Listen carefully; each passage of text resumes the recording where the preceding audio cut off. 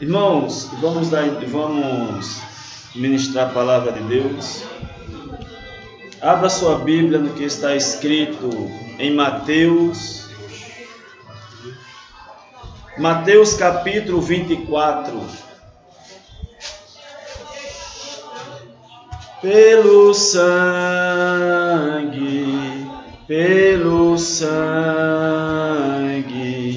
somos redimidos, sim.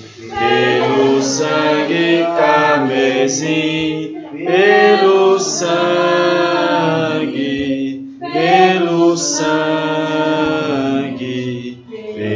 sangue de Jesus no Calvário. És um grande pecador, eis aqui teu Salvador. Tema do bom pregador do Calvário, o Cordeiro divinal padeceu na cruz teu mal e oferece graça tal no Calvário. Pelo sangue,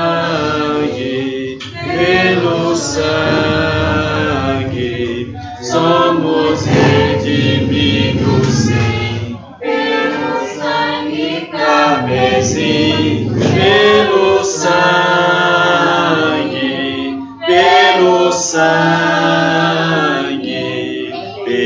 sangue de Jesus no Calvário. Amém? Amém. Capítulo 24 do livro de Mateus. Mateus capítulo 24, a partir do versículo 15. Mateus 24, versículo 15. Quem achou diz amém. Amém. Mateus capítulo 24, versículo 15 diz assim: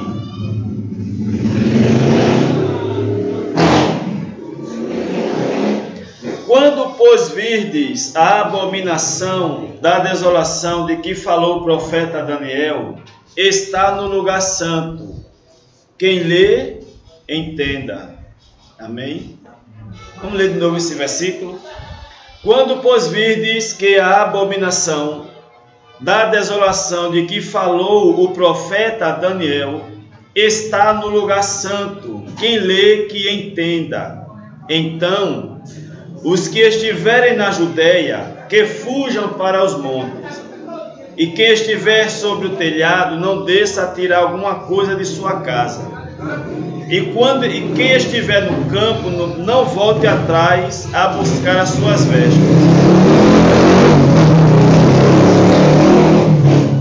Mas ai das grávidas e das que amamentam naqueles dias, e orai para que a vossa fuga não aconteça no inverno nem no sábado, porque haverá tão grande tribulação ou aflição como nunca houve desde o princípio do mundo até agora, nem tampouco haverá jamais.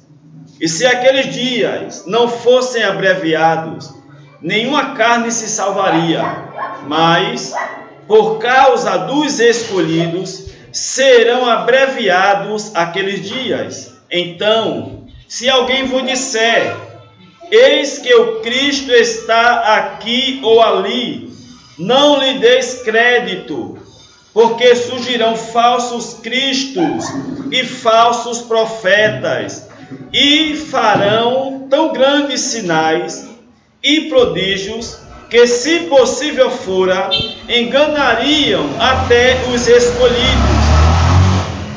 Eis que vos tenho predito, portanto, se vos disserem, eis que ele está no deserto, não saiais.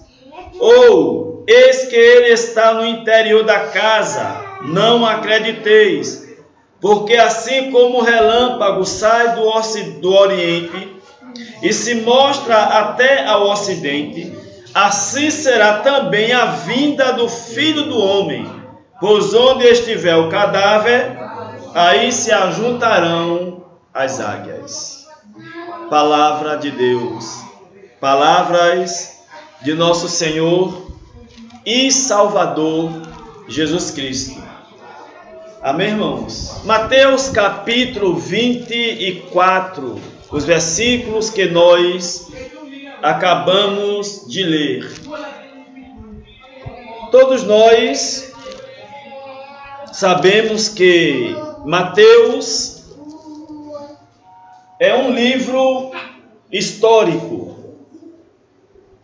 Mateus não é um evangelho. Evangelho só existe um, que é o Evangelho da Graça de Deus. Mateus, ele é um livro histórico. E quando nós lemos Mateus capítulo 24, nós podemos ver, nós podemos perceber que Mateus, em seu livro histórico, ele tinha um propósito. Ele tinha um objetivo, assim como Marcos, assim como João, assim como Lucas.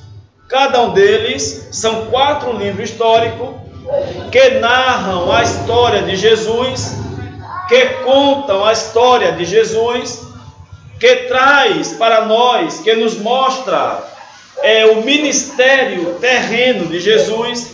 E Mateus, ao escrever o seu livro, ele tinha por propósito mostrar para os judeus que Jesus era o Cristo, que Jesus era o Messias, que Jesus era a promessa que Deus havia feito para Israel sobre a vinda de um Messias.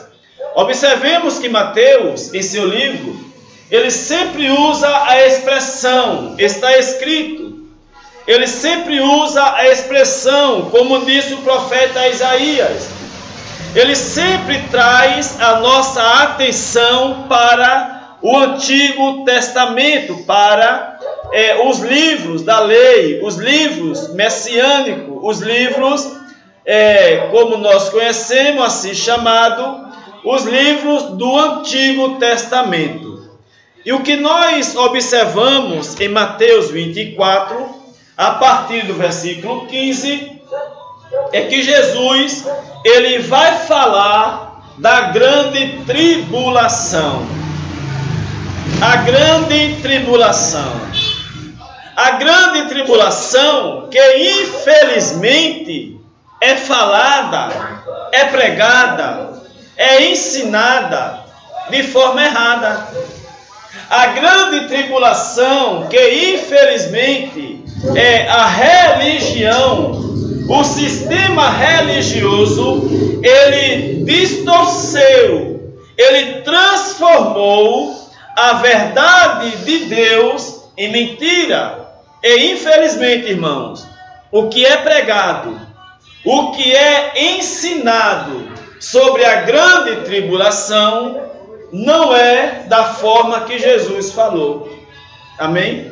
A grande tribulação ensinada, a grande tribulação pregada, a grande tribulação falada dentro das igrejas, dentro do sistema religioso, não é nem de longe a mesma grande tribulação da qual falou Jesus. A tribulação que Jesus falou é uma. A tribulação que a igreja prega é outra. A grande tribulação que a igreja prega, ela vai acontecer. Ou melhor, ela nunca irá acontecer. Sabia disso? A grande tribulação ensinada, pregada, falada, é inclusive tão temida pelos crentes. Não é? Quantas pessoas estão nas religiões, estão nas igrejas e estão com medo da grande tribulação? Por quê? Porque elas aprenderam que Jesus, ele vai voltar, e quem não tiver preparado vai ficar e vai passar pela grande tribulação. Uma tribulação onde acontecerá uma perseguição pelo anticristo, e nessa perseguição será dada uma ordem para que as pessoas coloquem o quê? O quê? O chip. E quem não, amém, irmão? E quem não aceitar a marca da besta, quem não aceitar o chip, será o quê? Perseguido. Perseguido até a morte. Essa é a grande tribulação pregada, ensinada pela religião, pelas igrejas. E as pessoas vivem com medo de Jesus voltar e elas ficar para a grande tribulação. Não é assim que aprendemos? Aprendemos assim. Jesus está voltando. Se prepare, porque se Jesus voltar e você não tiver preparado, não tiver preparada, você vai ficar. E quem ficar aqui vai sofrer na mão do anticristo. Porque vai ser colocado um chip, ou na testa, ou na mão direita. E quem não colocar o chip será o quê? Perseguido até a morte. Porque ninguém poderá comprar, ninguém poderá comer, se não tiver a marca da besta. Então, irmão, distorceram tudo. Por que distorceram? Primeiro, a marca da besta não é um chip como é ensinado. A marca da besta não é um número que é colocado na testa ou na mão das pessoas. A marca da besta não tem nada a ver com chip, um chip físico do tamanho de um grão de arroz que será colocado na mão ou na testa. E quem não for colocado, quem não for marcado, aí vai sofrer, vai ser perseguido. É um monte de coisa que dizem. Agora, observe o que Jesus disse. Mateus 24 e o 15.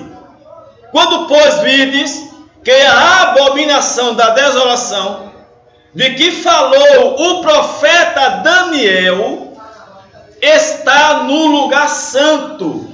Quem lê, entenda o que está lendo. Esse é um dos motivos pelos quais as pessoas distorcem a verdade e a transformam em mentira, conforme os seus próprios caprichos. Porque as pessoas lêem e querem entender como elas querem. Não é isso? As pessoas leem a palavra de Deus, as pessoas leem as palavras de Jesus, as pessoas leem as palavras de Paulo, as pessoas leem o Salmo, a história de Moisés, de Davi, de Salomão, o do livro do Apocalipse, e elas querem entender como elas querem. Aí elas até dizem, cada um tem a sua forma de entender a Bíblia.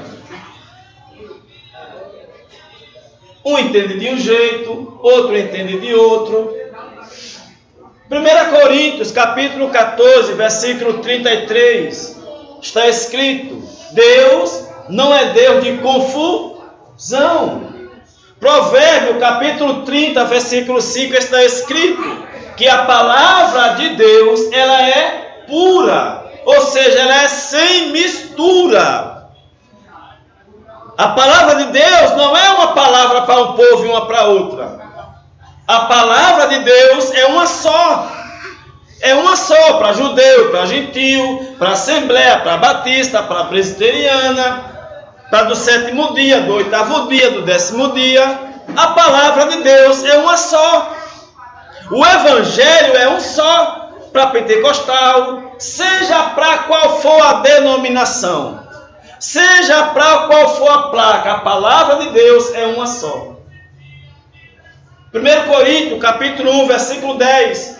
Paulo, escrevendo aos Coríntios, ele disse: rogo-vos, pois, irmãos, que digais todos uma mesma coisa, E que não haja entre vós dissensões, heresias, porque acerca de vós eu ouvi falar, que alguns dizem, eu sou de Paulo, e outro, eu sou de Apolo, e outro, eu de Cefas, eu de Cristo, eu de Pedro.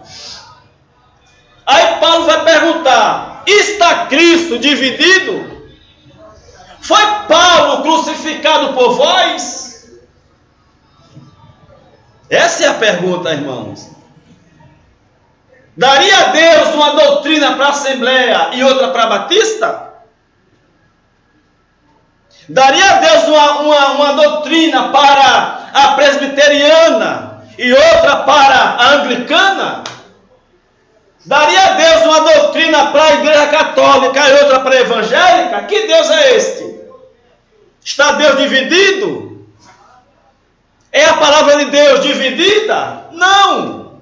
E por que as pessoas criam cada um suas doutrinas?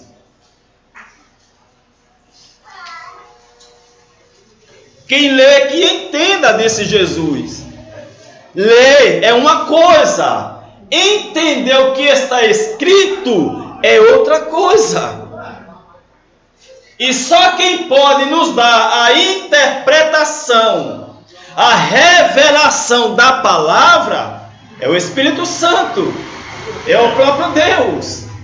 João capítulo 16, capítulo 14, Jesus falou, o Espírito da verdade, que o Pai enviará em meu nome, ele vos guiará a quê? A toda a verdade.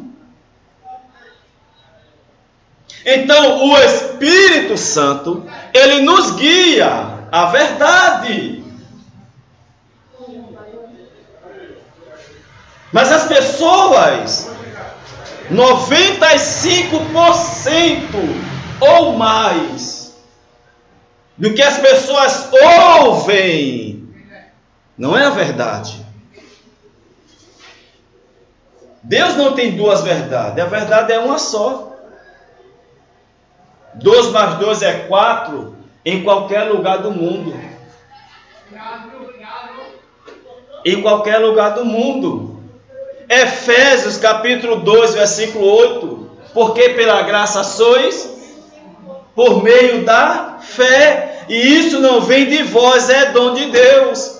Não vem das obras, para que ninguém se glorie. Será que é uns que é salvo pela graça e outros não?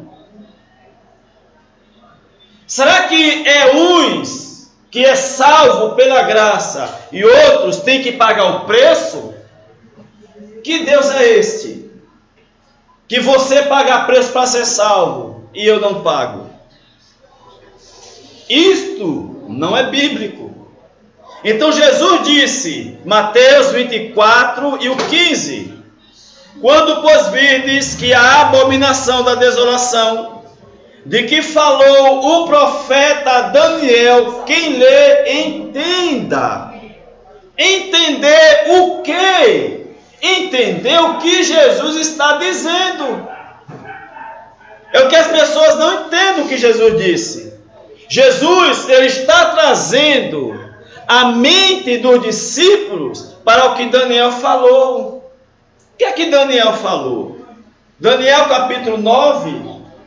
Daniel no capítulo 8, ele teve o quê? Ele teve sonhos, ele teve visões, ele teve revelações de urso, de leão, de dragão, de leopardo.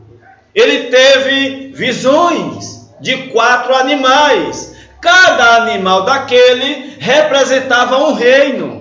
Medos Persa, a Grécia, Roma, Babilônia, eram 4 reinos. E o último reino, que era Roma, era o pior que existia. Então, o que Jesus está falando é o que Daniel profetizou. E o que é que Daniel profetizou? Ele profetizou o que Daniel profetizou no capítulo 9. Jesus está esclarecendo. Jesus, ele está explicando de forma detalhada o que foi profetizado por Daniel. A revelação que o anjo trouxe para Daniel,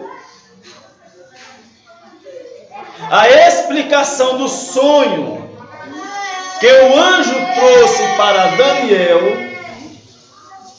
Jesus, em Mateus 24, ele está revelando. E em Daniel foi profetizado que Jerusalém... Onde é que estava Daniel?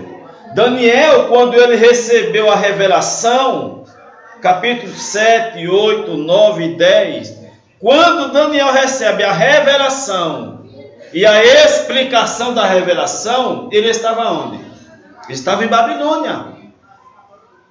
Ele estava em Babilônia. A nação judaica, o povo de Deus, eles estavam presos em Babilônia. Israel desobedeceu a Deus. Deus levantou profetas, avisando a eles para que eles se arrependessem. Eles não se arrependeram. Deus levanta Nabucodonosor, o rei de Babilônia, e leva Israel para Babilônia. Em Babilônia, Deus revela a Daniel. Em outras palavras, Nabucodonosor, quando ele invade Jerusalém, o que é que ele faz? Ele acaba com o templo. Ele acaba com a cidade. Ele destrói tudo. Ele destrói tudo.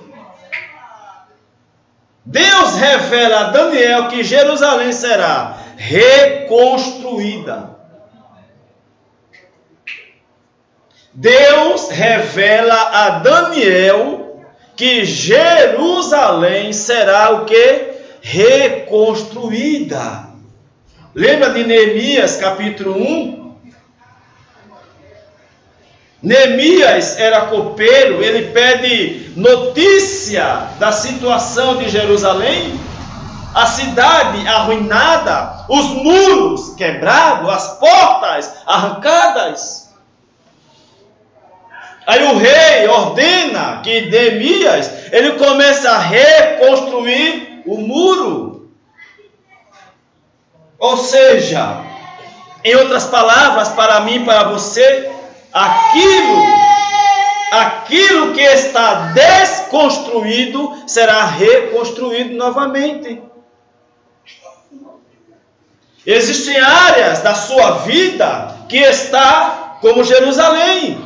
Caiu, desmoronou, veio a ruir, derrubaram, está arruinado. Mas Deus aí promete a Daniel e revela a ele que Jerusalém será reconstruída novamente. E assim aconteceu. Jerusalém é reconstruída. Mas a profecia em Daniel capítulo 9 também dizia que Jerusalém seria o quê? Destruída novamente. E é do que Jesus está falando em Mateus 24. Da destruição de Jerusalém.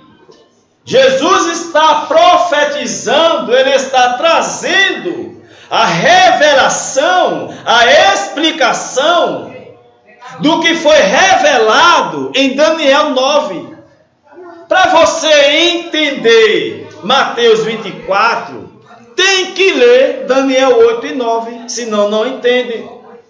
É por isso que Jesus disse, está no lugar santo. Ou seja, o que eu estou falando está no livro de Daniel, vá lá. Entendeu? O que eu estou falando para vocês está escrito no livro de Daniel. Vá lá, quem lê que entenda. Lembra do eunuco, Atos capítulo 8? Ele vinha do templo da adoração e ele vinha lendo o livro do profeta Isaías. E o Espírito Santo disse o que a Filipe? Que aproxima da carruagem dele.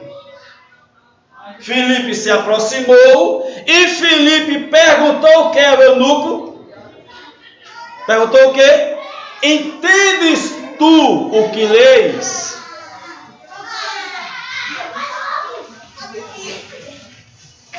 Entendes tu o que leis? Por que as pessoas não entendem o que estão lendo? Por que as pessoas querem entender a Bíblia do jeito delas? Por que as pessoas pensam que a Bíblia é um livro onde a gente entende como a gente quer? Com a nossa mente carnal. Não se entende Bíblia assim. Não é assim que se entende a Bíblia. Ler a letra é uma coisa. Entender o que está por trás da letra é outra coisa. Então, o que Jesus está falando em em Mateus 24, não tem nada a ver com o que é pregado nas igrejas. A grande tribulação que Jesus, ele falou, é uma. A grande tribulação pregada e ensinada nas igrejas, no sistema religioso, não existe. É outra. Primeiro, a grande tribulação que Jesus falou não é para nós. Amém? A grande tribulação da qual Jesus falou em Mateus 24 não é para nós. É para quem? É para os judeus. Não é para nós. É para o povo judeu. Segundo, a grande tribulação da qual Jesus falou, ela já passou. Ela já aconteceu. Ela não vai acontecer de novo. Ela já aconteceu. Essa grande tribulação da qual Jesus, ele falou, ela não vai acontecer. Ela já aconteceu. Isto significa dizer que grande tribulação não existe. Isto significa dizer que essa grande tribulação pregada, falada, ensinada dentro dos templos, essa grande tribulação, ela nunca acontecerá. Ela já aconteceu. Olha o que Jesus disse. Mateus 24, 21. Apenas esse texto explica tudo. Confirma o que estamos falando. Mateus 24.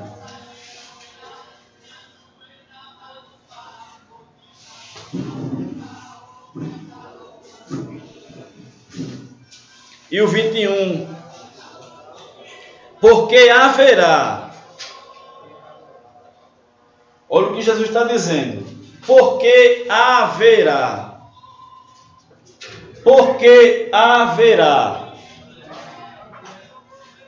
tão grande tribulação, ou aflição, ou sofrimento, como nunca houve desde o princípio do mundo até agora, nem tampouco haverá jamais. Olha o que ele está dizendo. Olha o que ele está dizendo. Ele está dizendo que haverá uma grande tribulação, como nunca houve desde o princípio do mundo até o tempo dele. E depois do tempo dele não haverá nada igual no mundo. Essa grande tribulação da qual Jesus falava, ela aconteceu, sabe quando? Essa grande tribulação da qual Jesus falou, ela aconteceu no ano 70.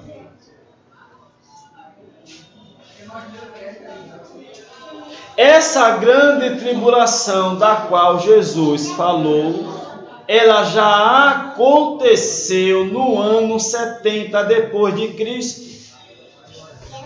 Com a invasão do Império Romano em Jerusalém.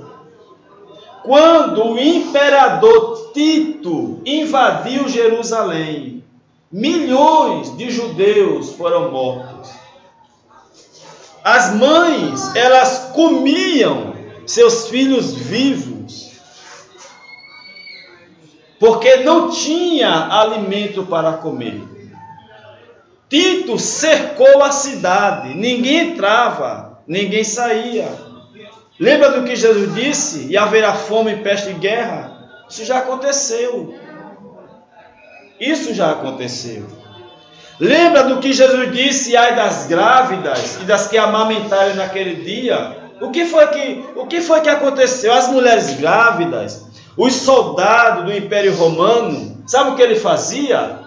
Ele pegava as mulheres que estavam grávidas e colocava um gato dentro dela e ela morria.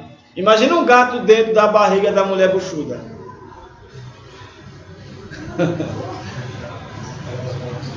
Imagine. Era assim. Por isso que Jesus disse: ai das grávidas. Ai das grávidas. E das que amamentarem. Por que das que amamentarem? Porque uma mulher que está nesse período de amamentação, ela pode dar uma carreira? Pode não, pode? Imagina o soldado entrar dentro da casa onde tinha mulheres grávidas. Ele ia fazer o quê?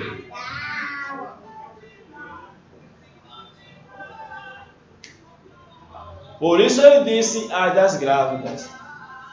E por que ele disse, orai para que a vossa fuga não aconteça no inverno? Por causa da chuva, por causa das enchentes. Porque se desse chuva demais no inverno, tudo estava alagado. E todo mundo estava dentro de casa. Seria fácil para as pessoas serem pegas. Elas não tinham como correr, elas não tinham como fugir. Entendeu? E por que ele disse orai para que a vossa fuga não aconteça no dia de sábado? Porque se fosse no dia de sábado, estava todo mundo aonde? Aonde? Aonde? No templo. Porque era o sábado do descanso. Aí estava todo mundo dentro do templo. Era fácil, ia ser fácil, não era? O exército invadir Jerusalém, se fosse em um dia de sábado, todo mundo.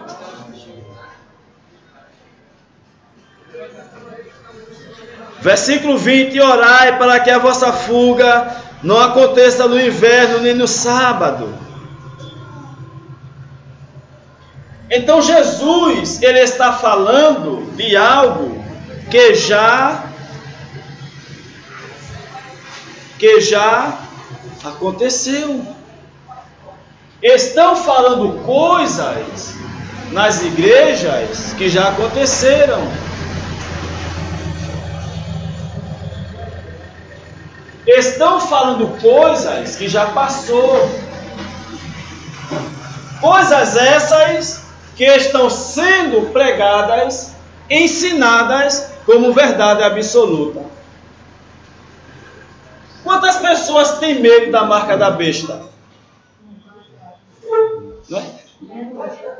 Pergunte quantos crentes, quantas pessoas têm medo da marca da besta?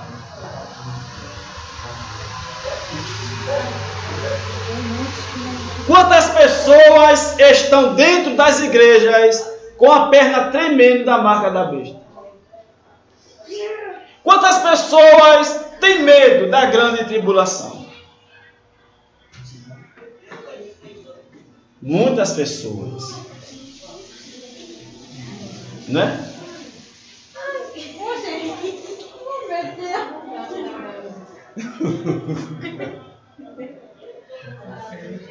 Entendeu, irmão?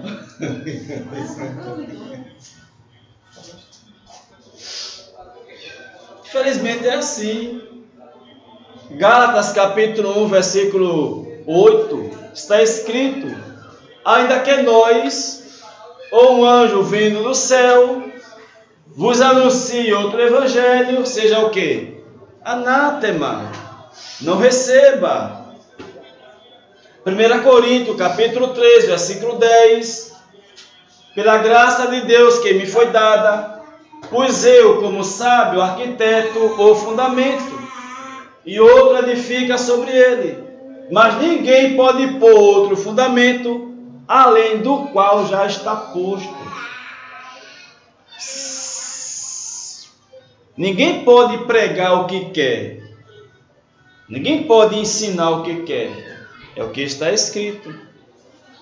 Jesus disse: quem lê, entenda. Mas quantas pessoas lêem Mateus 24 e não entendem? Oi? Entende o que quer entender. Eu acho que é assim, eu penso que é assim, eu entendi assim. Até Deus tive uma revelação nessa palavra tão grande.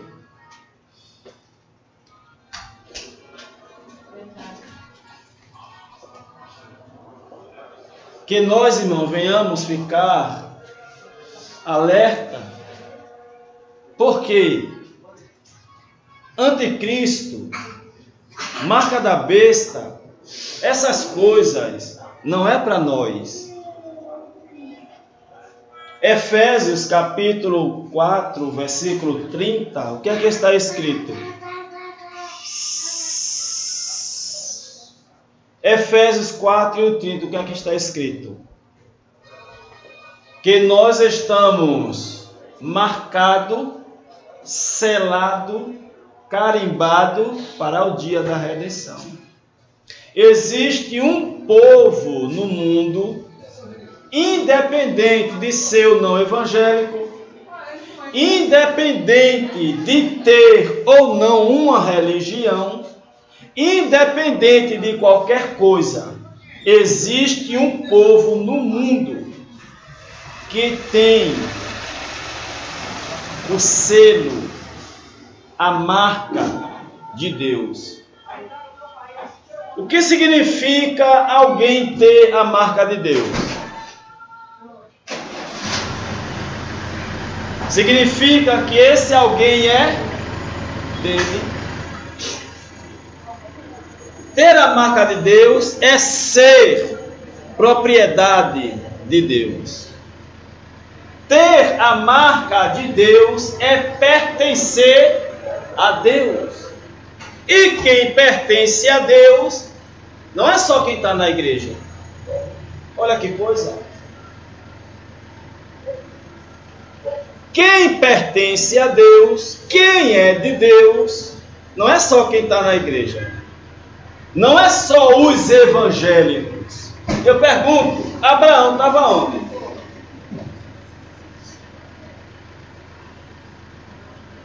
Abraão estava na igreja?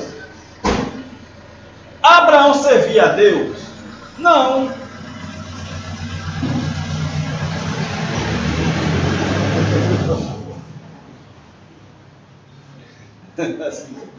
Abraão estava na igreja? Estava. Não, Abraão estava em Ur dos Caldeus. Mas Deus chamou Abraão. Paulo estava na igreja? Paulo pertencia a alguma igreja? Não. Não. Mas Jesus disse o que a Ananias? 9 e o 15 de Atos. Ananias, ele recebe uma revelação para ir pregar, para ir orar por Saulo ou por Paulo. E Ananias, ele não queria ir. E Jesus disse a Ananias que Paulo era um vaso escolhido. Mas ele estava onde? Orando. Ele estava no círculo de oração.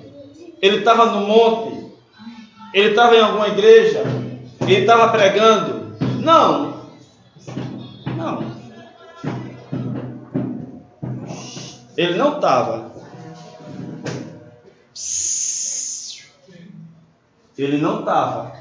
Mas ele era de Deus. Outro exemplo de pessoas que não estavam na igreja, que não servia a Jesus, mas era de Deus. Zaqueu. Quem era Zaqueu? Zaqueu era um enrolão. Zaqueu era um ladrão. Zaqueu estava fora. Zaqueu não seguia Jesus. Zaqueu não servia a Deus. Mas quando Jesus ele chega na casa de Zaqueu, o que é que ele diz a Zaqueu? O que é que ele diz ao povo que estava ali com Zaqueu? Este é filho de Abraão. O que significa ser filho de Abraão? Significa ser escolhido. Significa ser eleito. Então Zaqueu era eleito, era escolhido. Mesmo não servindo a Jesus, mas ele era escolhido. Então existem muitas pessoas que não estão na igreja, mas são escolhidos. São eleitos. E pode acontecer o que acontecer. Eleito é eleito. Amém? Escolhido é escolhido. Quem é de Deus e não se perde. E pronto, final. Ovelha é ovelha e ela não se perde. Mas estão pregando aí fora que só pertence a Deus quem é da igreja. Não é isso? Estão pregando aí fora que só é de Deus quem está dentro da igreja. E quem não está na igreja é de quem?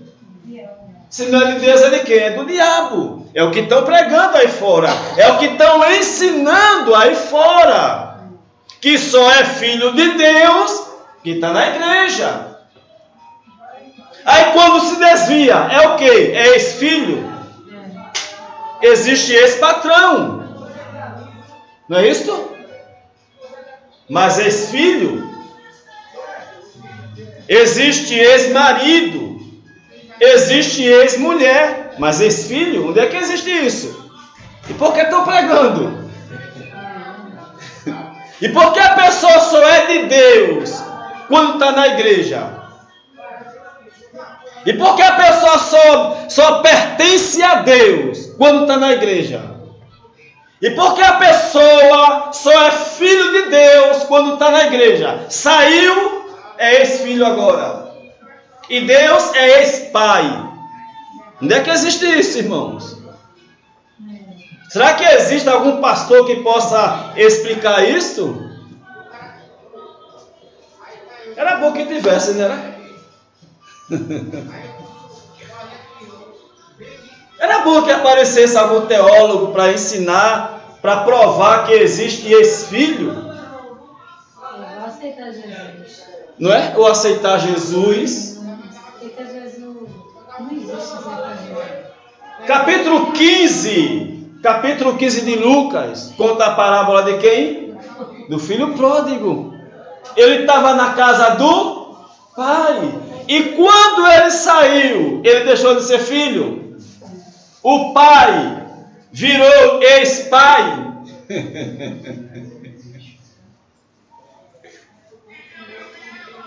Irmão, estão pregando o que estão querendo. Estão ensinando o que querem. Filho é filho. E o que foi que o filho pródigo disse? Pai. Ele não disse ex-pai. Eis, Pai, pequei contra o céu perante ti. Foi assim que ele disse, foi? Não, ele disse, Pai. Oprime as pessoas a viverem agarradas a uma religião, presa a um sistema religioso. Não é isso? Ou vem por mal, ou vem por bem. Olha o aí passando aí. Entendeu, irmãos? É complicado. Aí o pai, quando viu o filho de longe, disse o quê? Quando o filho chegou, disse o quê? Esse é o meu ex-filho. Agora eu sou pai dele de novo. Foi assim que ele disse? Não, esse é o meu filho. Estava morto e reviveu. Estava perdido e foi achado. É assim que a Bíblia diz. O pai não disse, eis aqui o meu ex-filho. Está complicado. Ficou com medo da vida de morrer. Ficou com medo até se eu morrer, será que eu vou subir? Porque Jesus disse, Mateus 24, quem lê, entenda. Entenda o que está lendo. Atos 8, Filipe perguntou ao eunuco, entendes tu o que estás lendo? As pessoas não entendem. Não entendem. Por que não entendem? Romanos, capítulo 10 está escrito, como entenderão, se não há quem pregue? Como é que as pessoas vão entender se os pastores não pregam a graça? Como é que vão entender? Eles só aprendem aquilo que ensina. Entendeu? Como é que as pessoas vão entender se as igrejas não pregam o que é para pregar? Prega dízimo, prega Santa Ceia, prega batismo. Eles estão crendo nisso aí, né? Prega diabo, prega demônio. Eles ensinam assim. Prega perder a salvação. Prega que não pode tomar banho de praia, não pode jogar bola, não pode assistir novela, não pode assistir nada, não pode fazer nada. Aí tem que morar na lua. Porque e se Wi-Fi que não tem nem Wi-Fi? Imagine morar na lua sem internet. É complicado, né?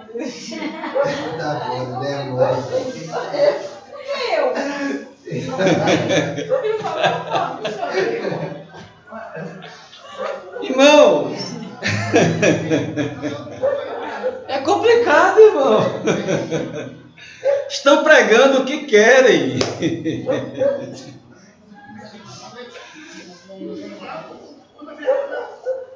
E por causa disso, as pessoas vivem com medo do inferno, com medo do diabo, com medo de Deus, né? Com medo do anticristo, da grande tribulação, com medo de Jesus, porque é um tal de Jesus vai te pegar, viu? Jesus vai te pegar a terra, te converte não. Então, irmãos, infelizmente, Jesus disse o quê? Quem lê, entenda. E por que não entendem? Aí Paulo responde, como entenderão se não há quem pregue? Quantas pessoas aqui em Serramim pregam o Evangelho da Graça? Só eu. É um para construir e 10, 20 para desconstruir. E é engraçado que é muito... Entendeu, irmão? As pessoas não entendem. Você fala, mas... Você fala aqui, a pessoa escuta, entende ali na hora. Quando vai para a igreja, é diabo, é demônio, é inferno, é besta, é isso, aquilo, outro. Mas é bom quando você ele vai para o ensinamento, né? Ensinamento. Tem na igreja. Aí não conhece, tudo é pecado, tudo é pecado. Então, irmãos, essa é a nossa missão. Ser de salvação. Que não é uma missão fácil. Olha quantos crentes a gente tem aqui. 4, 5 crentes. Eles acham que para receber tem que buscar. Né? 5. Acha que para receber tem que pagar o preço. Tem que se quebrar todinho na emenda para receber alguma coisa de Deus. E a Bíblia está dizendo, toda boa dádiva, todo dom perfeito vem de Deus. Vem do Pai das luzes.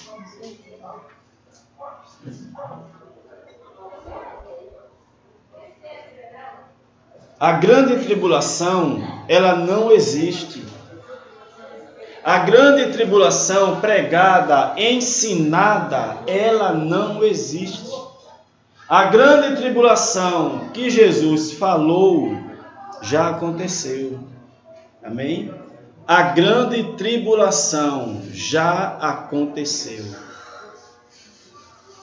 A grande tribulação já aconteceu.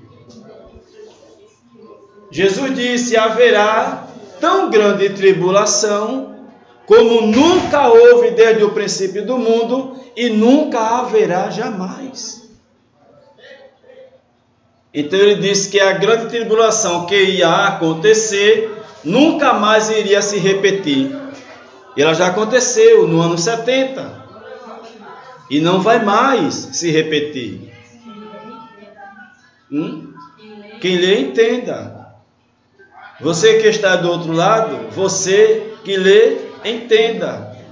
Entenda que não vai mais haver grande tribulação. Entenda o que Jesus ensinou, porque a grande tribulação já aconteceu. Amém? Vamos orar em nome de Jesus e continuar firme e forte, anunciando o Evangelho da graça de Deus. Bendito Deus e eterno Pai, eu te louvo, te exalto, te glorifico por tua graça infinita e por tua misericórdia. Obrigado por esta noite, obrigado por esta palavra, obrigado por tudo. Obrigado, Senhor, por tua graça, por tua misericórdia, pela manifestação, pelo entendimento da tua palavra. Leva todos em paz, em nome de Jesus. Que a graça de Deus seja com todos, desde agora e para todos sempre. E a igreja diz: amém.